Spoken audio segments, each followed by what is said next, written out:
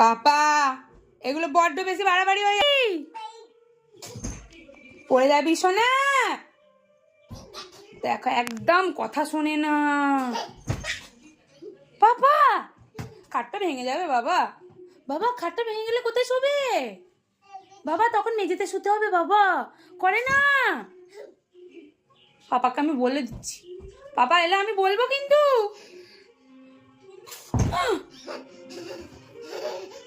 পাপা এলে আমি বলবো। অনেকটা করে যাচ্ছে।